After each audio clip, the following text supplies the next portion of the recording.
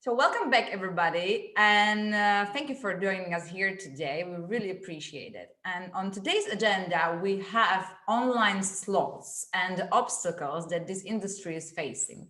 And we're going to also touch on entertainment in general. And we're going to do that today with the guest, who's Fiona Hickey, the head of sales at Push Gaming. So Fiona, thank you for joining me here today. Thanks for having me, Simona. How are you?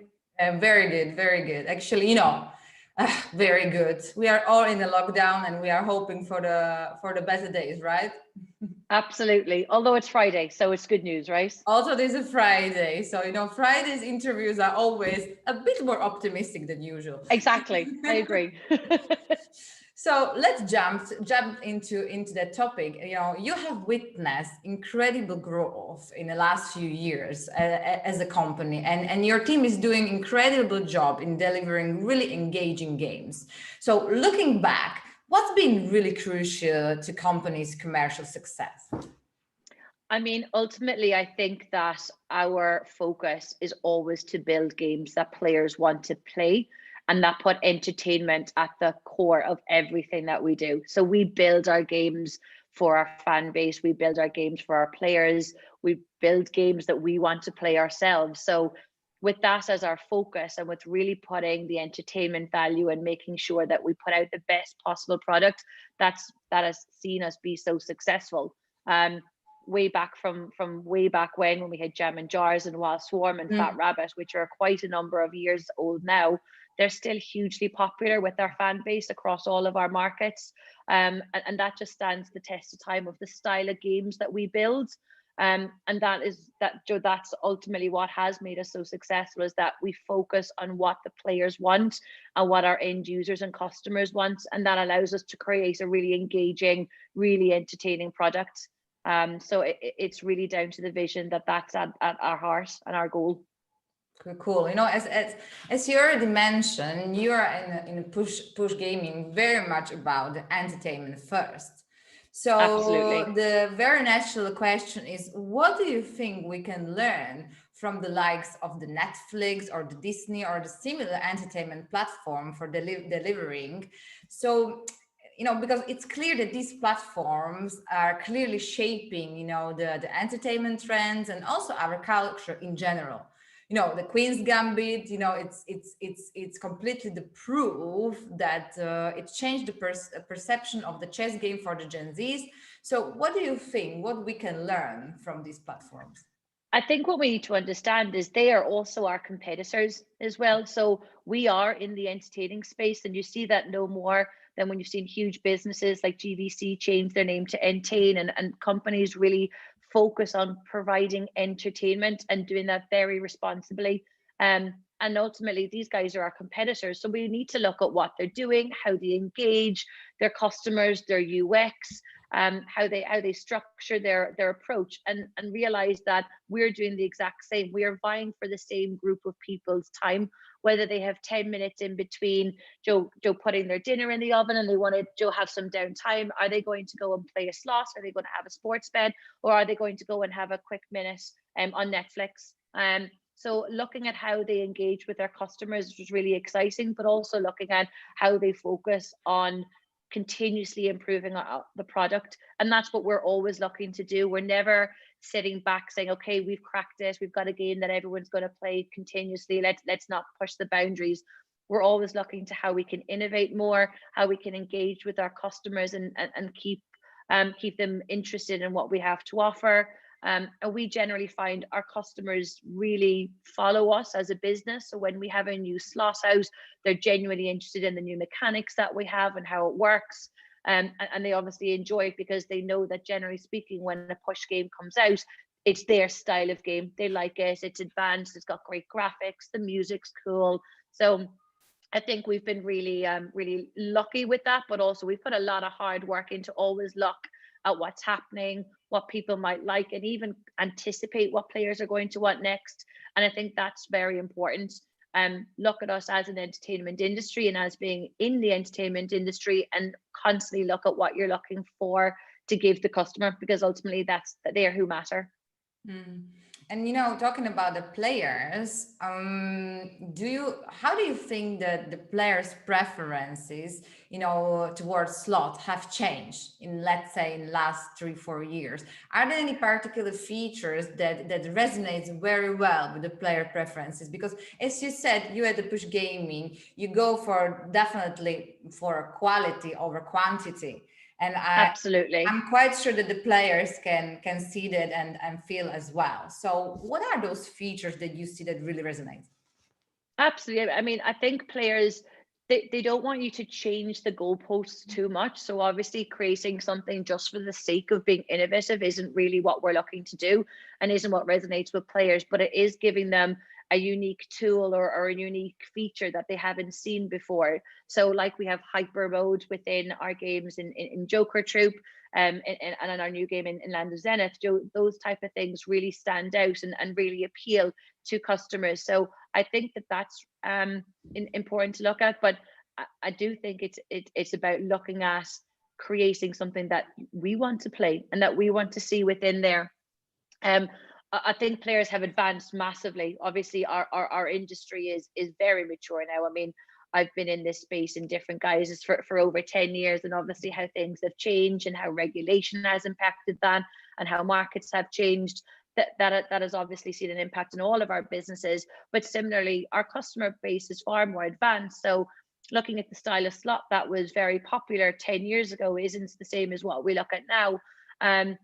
The partners who were the top providing slot suppliers 10 years ago are not the same as who it is now. You've got great studios like ourselves who are creating really interesting things. You've got the guys over at BTG and No Limit City, and I have no issues with naming great competitors, because ultimately what we're all trying to do is create really entertaining products that will engage customers, that will keep them tuned in, that has different features and levels that you can unlock. And I think that that's what you're looking for. You're looking for a player who can be with the game long term.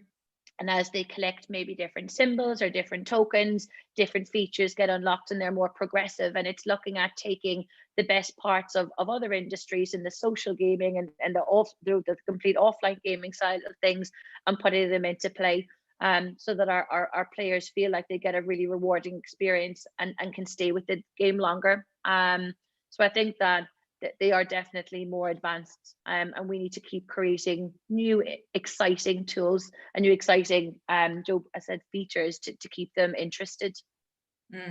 Yeah, as you already mentioned, and you touched a bit on those regulations. It's a bit of a big elephant in the room, but in the same time, recently all the companies are very outspoken about what's going on when it comes to the regulations. So as you know, maybe also the UKGC recently announced a new set of the measures as a For part game of design, yes, absolutely. the reform aimed at strengthening the player safety and the control over the slots.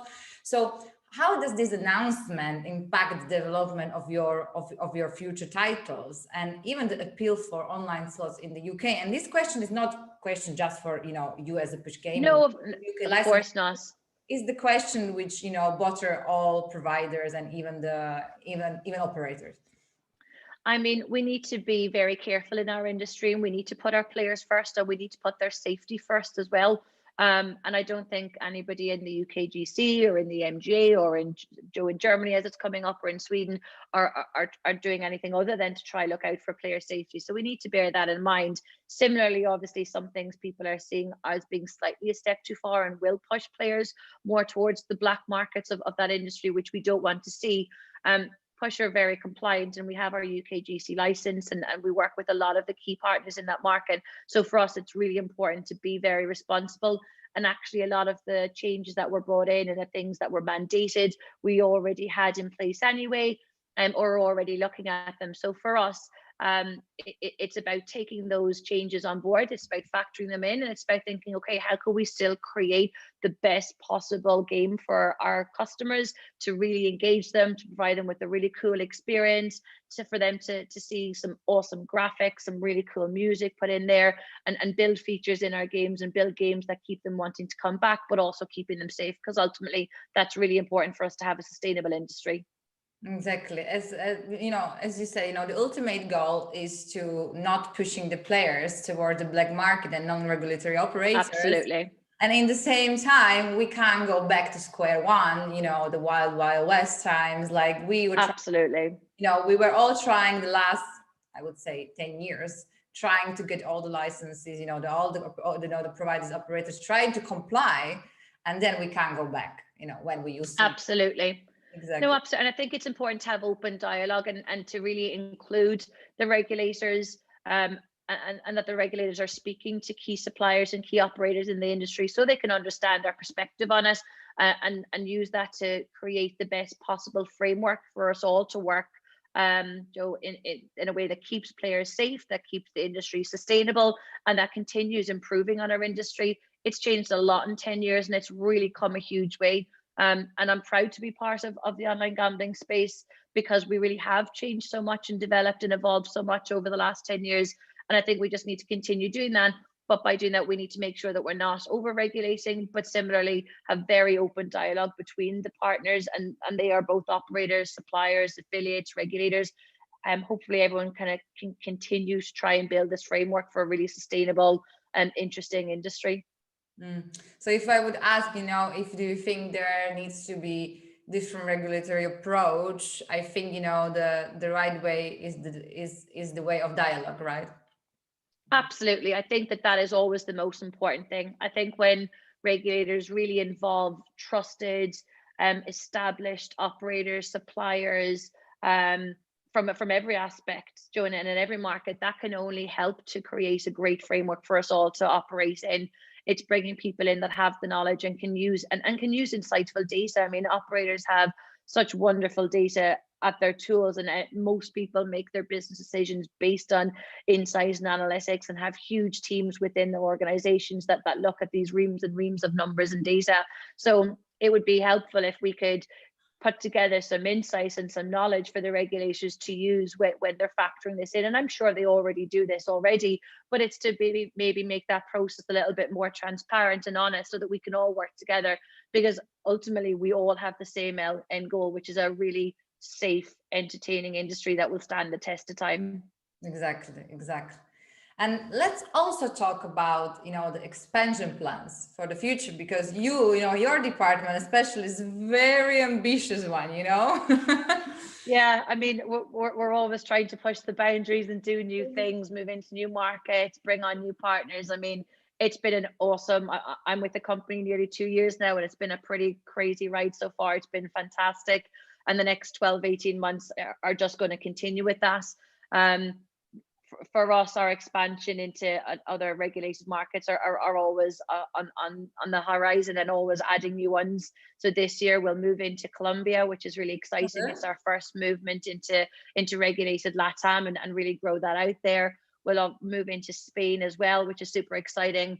And we have a lot of partners who are there already who are really looking forward to being able to offer the players our content there.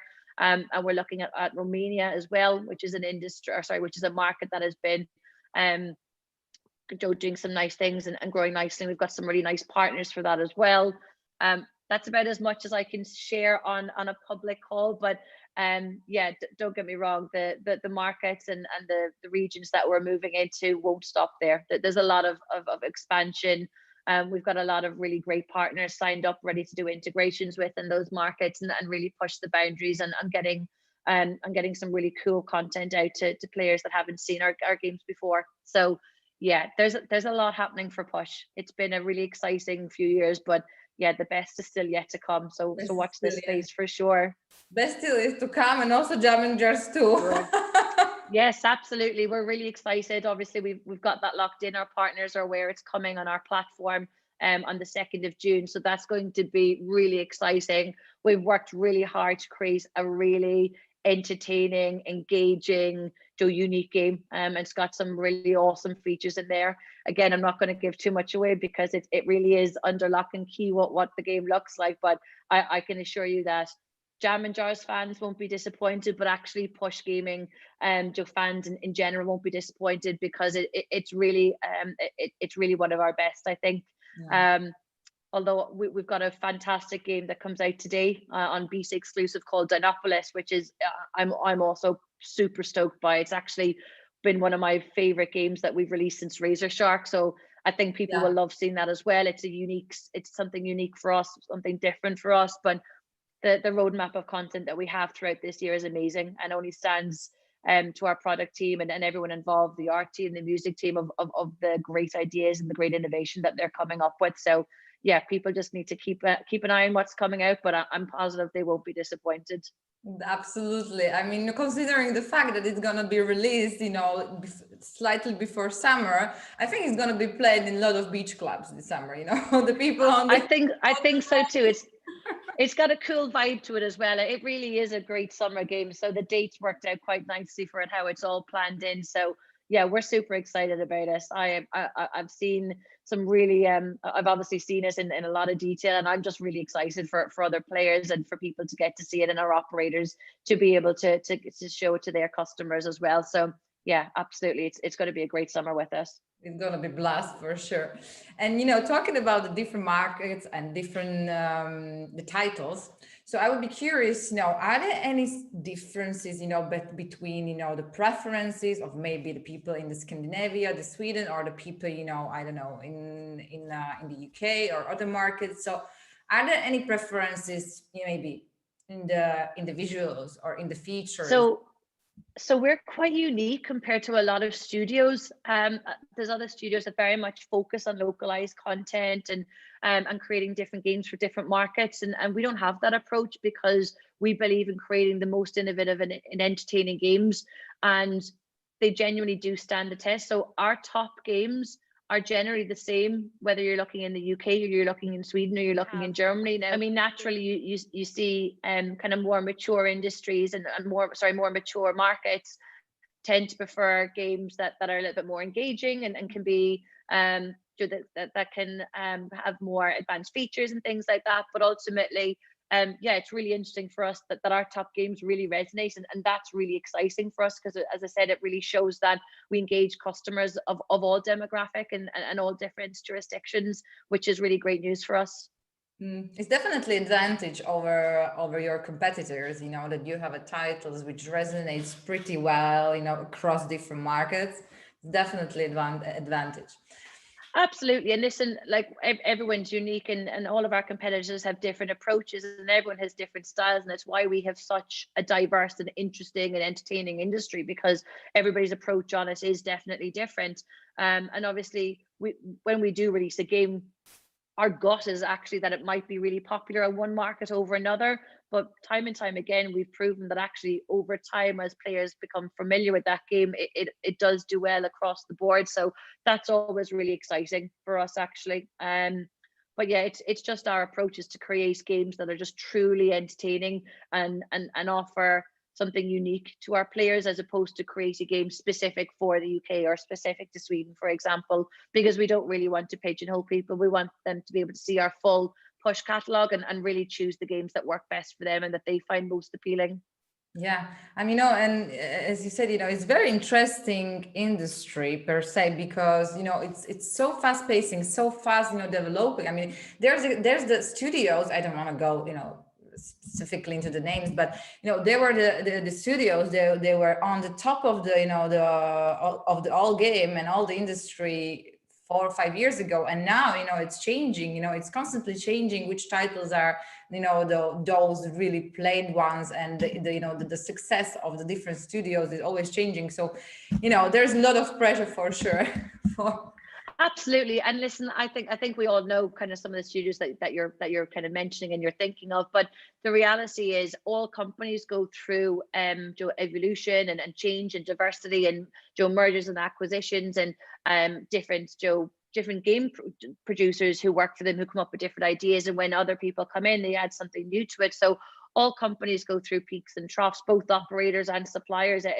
It's a natural life cycle of how business works, but we all collectively are here to create games that make us all want to be better and create better things for our customers and bring in people that have new ideas and approaches. So for me, it's never about, okay, well, we're going to do really well here because someone else isn't doing well. There's more than enough opportunities for us to all be creating really diverse content that can engage customers across a wide range of demographic. And the better and the more innovative somebody is doing, the better for everybody, because it will just push us all to be better, to create more interesting games, to create things that are more unique, and to give our customers the best possible entertaining that makes them want to log on and play our slots as opposed to spending time on Netflix. So that's what we're all here to do, is just to create a really engaging, entertaining experience for the customer. Exactly. And at IO News, we really like the predictions, and we really like kind of look at the future. So what do you think future holds for the online slots? I mean, is it the entertainment, the future of online slot games, or there's huge discussion that if it's lower stake games, the future with the higher entertainment value, or then lower stake games affects engagement and also the sustainability. So where's the balance? What do you think is going to be that future mix? I mean, I think that it's about having a mix, to be quite honest with you. You're talking about, Joe, the amount, when you look at the amount of players that play slots, I mean, it's in the hundreds of millions across the world, if not more. I mean, it's insane. So you're never going to have a one size strategy fits all, because different markets, different demographics, different style of games will have different player bases and player fan bases. So I think it's about having the right mix and the right balance, whilst also making sure that we're being very responsible with our players, and making sure that we're providing them with an entertaining experience, but that also it's not too it's not pushing the boundaries on that. So that's super important.